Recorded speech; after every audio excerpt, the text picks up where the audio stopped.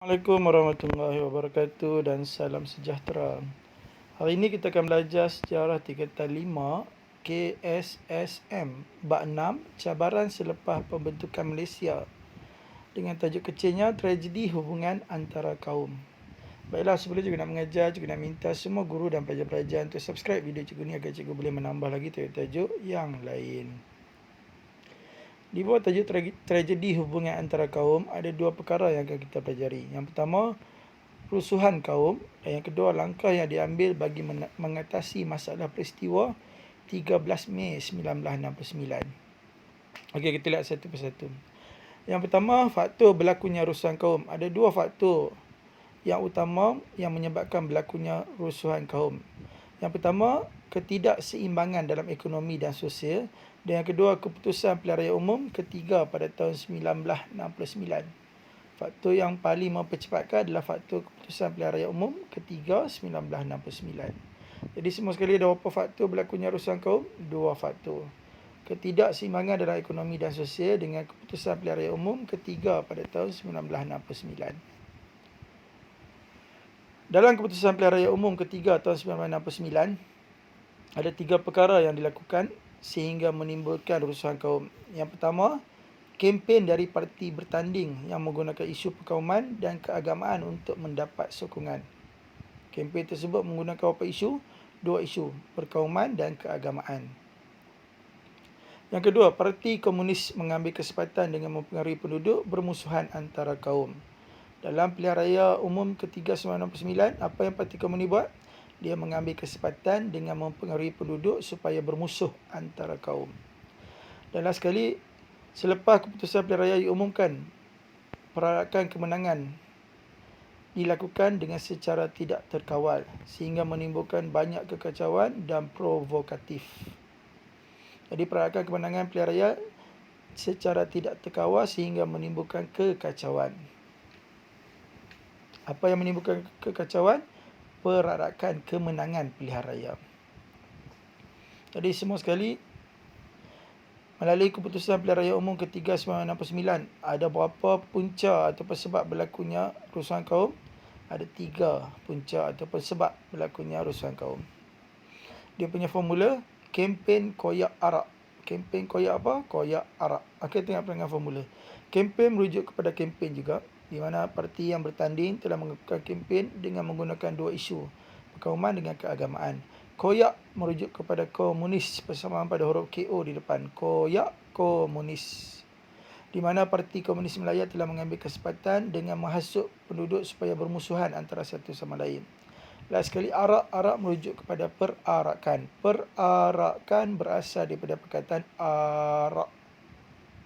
Arak ni cikgu tambah per dengan kan di belakang menjadikannya perarakan. Jadi arak merujuk kepada perarakan. Perarakan apa yang dibuat ni? Perarakan kemenangan pilihan raya yang tidak terkawal sehingga menimbulkan kekacauan. Jadi melalui keputusan Pilihan Raya Umum ketiga 1969, ada beberapa peristiwa ataupun ada beberapa sebab yang menimbulkan rusuhan kaum? Tiga sebab. Dia punya formula, kempen koyak arak. Yang pertama, kempen daripada parti yang bertanding yang menggunakan isu perkauman dan keagamaan. Koyak merujuk kepada parti komunis Malaya yang mengambil kesempatan dengan menghasut penduduk supaya bermusuhan antara satu sama lain. Dan arak merujuk kepada perarakan kemenangan pilihan raya yang tidak terkawal sehingga menimbulkan kekacauan. Okey, seterusnya kita lihat langkah yang diambil bagi mengatasi masalah peristiwa 13 Mei 1969. Semua sekali ada tiga langkah. Yang pertama, darurat diisytiharkan. Yang kedua, Majlis Gerakan Negara ditubuhkan, iaitu Mageran. Yang ketiga, peranan raja. Baiklah, kita lihat satu persatu. Yang pertama, darurat diisytiharkan. Pengisytiharan darurat dibuat oleh Yang di-Pertuan Agong pada 16 Mei 1969. Antara perkara yang diputuskan dalam Undang-Undang Darurat, ada 4 perkara yang utama. Yang pertama, perlembagaan digantung dan Parlimen ditangguhkan. Yang kedua, perintah berkurung dikuatkuasakan. Contohnya, Kampung Baru dipagar untuk dijadikan kawasan perintah berkurung yang paling besar. Perintah berkurung paling besar di mana? Di Kampung Baru. Kemudiannya, pusat perlindungan diwujudkan di beberapa tempat semasa darurat. Apa yang diwujudkan? Pusat perlindungan diwujudkan. Jadi kerajaan memastikan bekalan makanan mencukupi di pusat pelindungan dan mangsa rusuhan dipindahkan ke pusat pelindungan di Stadium Merdeka dan Tiong Nam Settlement. Semua tempat pusat pelindungan ni adalah menempatkan mangsa-mangsa rusuhan. Contohnya mangsa rusuhan ditempatkan di beberapa tempat. Di 2 tempat. Yang pertama Stadium Merdeka dan yang kedua Tiong Nam Settlement. Dan di pusat pelindungan ni kerajaan memastikan bekalan makanan adalah mencukupi. Dan last sekali, menyusun semula perkhidmatan penerangan kerajaan dengan menubuhkan jawatan kuasa bertugas. Apa yang disusun semula? Perkhidmatan penerangan kerajaan, di mana semua berita daripada pihak media ditapis bagi memastikan kesahihannya. Apa tugas jabatan penerangan ni? Apa tugas perkhidmatan penerangan? Adalah menapis semua berita agar semua berita yang disampaikan kepada rakyat adalah benar. Jadi semua sekali ada beberapa undang-undang darurat, ada 4 perkara yang utama. Dia punya formula, lembu parlimen berkurung lindungi susu. Kenapa lembu parlimen berkurung? Sebab dia nak lindungi susu. Okey, tengok dengan formula. Lembu merujuk kepada perlembagaan. Perlembagaan berasal daripada perkataan lembaga. Lembaga dengan lembu bersamaan pada huruf L-E-M-B. Jadi lembu merujuk kepada lembaga, iaitu perlembagaan digantung. Parlimen merujuk kepada parlimen. Parlimen ada 3 sebutan, sama juga dengan parlimen. Ada 3 sebutan juga. Jadi parlimen merujuk kepada parlimen. Jadi parlimen ditangguhkan. Berkurung merujuk kepada berkurung juga, iaitu perintah berkurung dikuatkuasakan. Lindungi. Lindungi merujuk kepada perlindungan. Perlindungan berasal daripada perkataan lindung. Sama juga dengan lindungi berasal daripada perkataan lindung. Jadi lindungi merujuk kepada perlindungan, iaitu pusat perlindungan diwujudkan semasa darurat. Apa tugas pusat perlindungan? Menempatkan mangsa-mangsa rusuhan. Contohnya di mana? Di Dataran Merdeka dengan Tiong Nam Settlement. Tugas kerajaan memastikan bekalan makanan mencukupi. Susu, last sekali, susu merujuk kepada menyusun. Menyusun merujuk kepada perkataan susun. Susun kalau buat N, menjadikannya susu. Jadi susu merujuk kepada menyusun. Apa perkara yang disusun semula? Di mana perkhidmatan penerangan disusun semula. Perkhidmatan penerangan kerajaan disusun semula. Tujuannya untuk memastikan semua berita yang disebarkan adalah berita yang benar sahaja. Jadi formula untuk perkara yang terkandung dalam undang-undang darurat, lembu parlimen berkurung lindungi susu.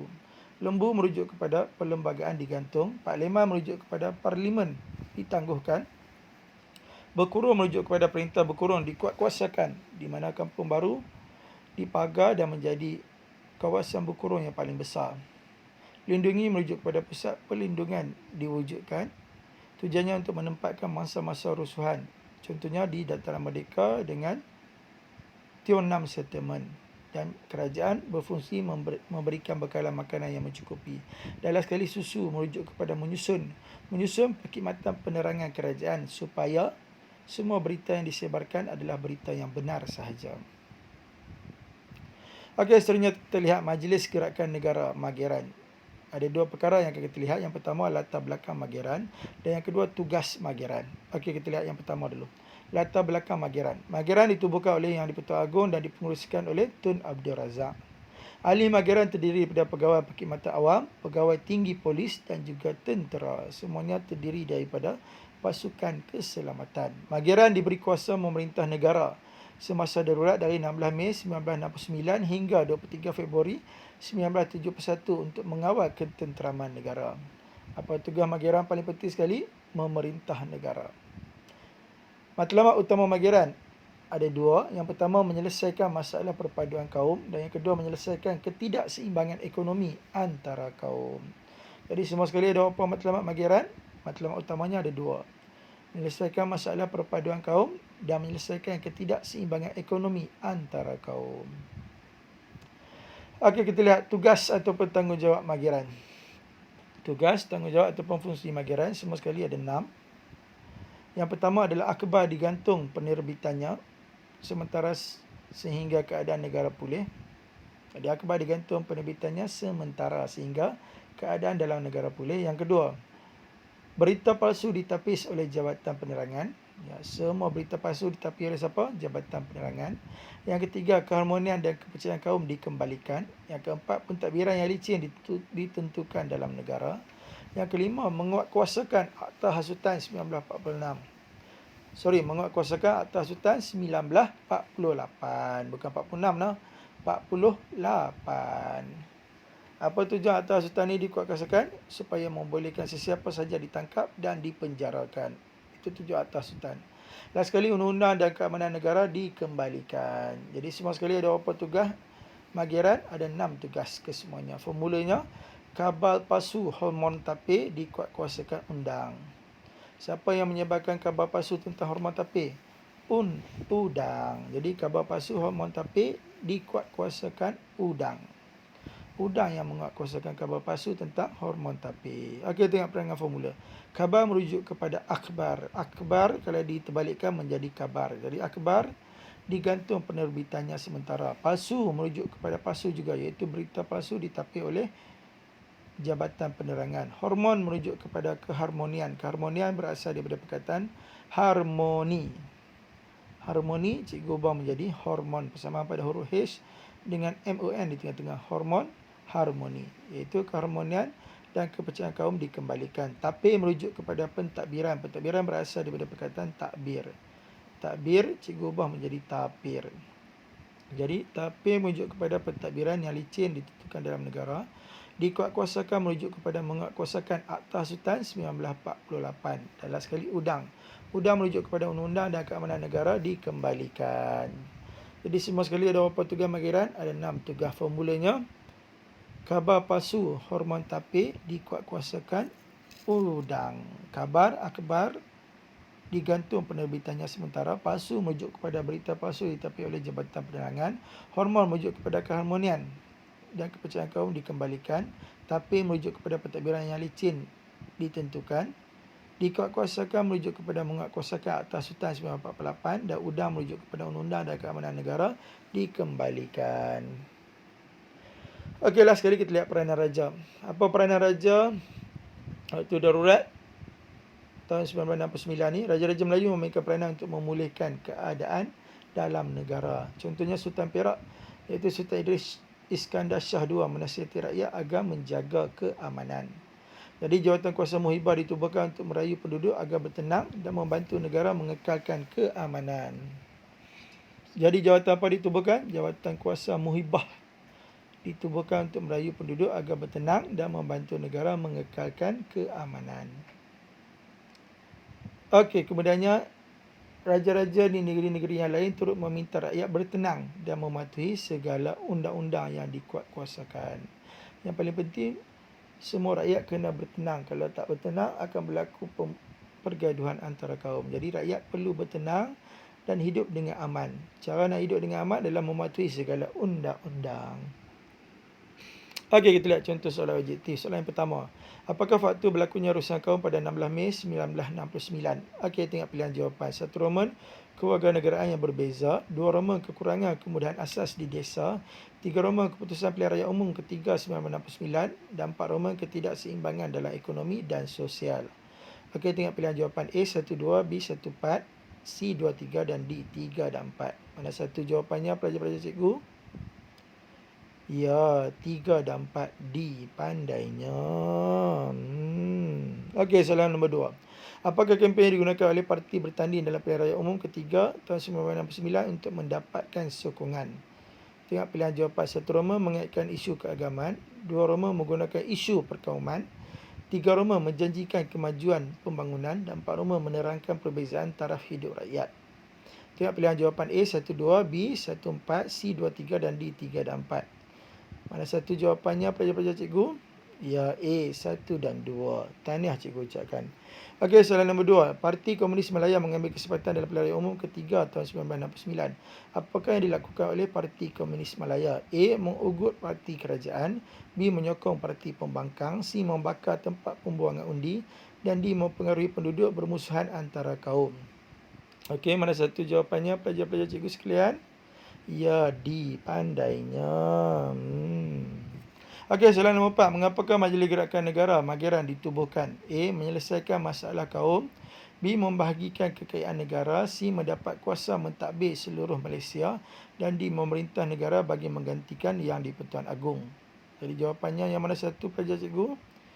Ya, A. Tahniah cikgu ucapkan. Pandainya. Okey, last sekali soalan nombor 5. Apakah peranan Raja-Raja Melayu selepas undang-undang darurat diisytiharkan pada 16 Mei 1969? Apakah peranan Raja-Raja Melayu? 1. Roma meminta rakyat bertenang. 2. Roma menasihati rakyat berbuat baik. 3. Roma membina banyak kemudahan asas. 3. Roma menyuruh rakyat mematuhi undang-undang. Jadi tengok pilihan jawapannya. A. 1, 2. B. 1, 4. C. 2, 3. Dan D. 3 dan 4. Okey, mana satu jawapannya pelajar cikgu? Ya, 1 dan 4. B jawapannya. Tahniah cikgu ucapkan. Pandainya. Okey, last sekali kita tengok contoh soalan esei. Markahnya 668 iaitu 20 markah. Okey, kita bincang satu persatu. Soalan A dulu dia tanya, apakah perkara yang diputuskan dalam undang-undang darurat yang diisytiharkan oleh Yang di-Pertuan Agong pada 16 Mei 1969? Apa kehendak soalan? Perkara yang diputuskan dalam undang-undang darurat. Ada formula tak? Ada. Apa formulanya? Lembu Pak Leman berkurung lindungi susu. Okey, untuk memulakan jawapan soalan esei seperti biasa, ambil balik pembuka soalan. Perkara yang diputuskan dalam undang-undang darurat yang diisytiharkan oleh Yang di-Pertuan Agong pada 16 Mei 1999 ialah perlembagaan digantung. Titik. Lepas titik ingat wajib letak penanda wacana. Penanda wacana cikgu ajak adalah menggunakan number. Jadi kedua, parlimen ditangguh. Lepas kedua, ketiga, perintah berkurung dikuatkuasakan oleh pihak polis. Keempat, kampung baru dipagar untuk dijadikan kawasan perintah berkurung yang besar. Kelima, pusat perlindungan diwujudkan di beberapa tempat semasa darurat. Keenam, kerajaan memastikan bekalan makanan diperolehi terutamanya di pusat perlindungan. Okey, kita lihat soalan B pula. Soalan B ditanya, jelaskan tanggungjawab Mageran dalam memerintah negara semasa darurat. Apa kehendak soalan? Tanggungjawab Mageran. Okey, untuk tanggungjawab Mageran ni ada formula tak? Ada. Apa formulanya? Khabar palsu hormon tapir dikuatkuasakan udang. Okey, untuk memulakan jawapan soalan esei seperti biasa, ambil balik pembuka soalan. Tanggungjawab Mageran dalam memerintah negara semasa darurat ialah akhbar digantung penerbitannya sementara sehingga keadaan negara pulih. Titik.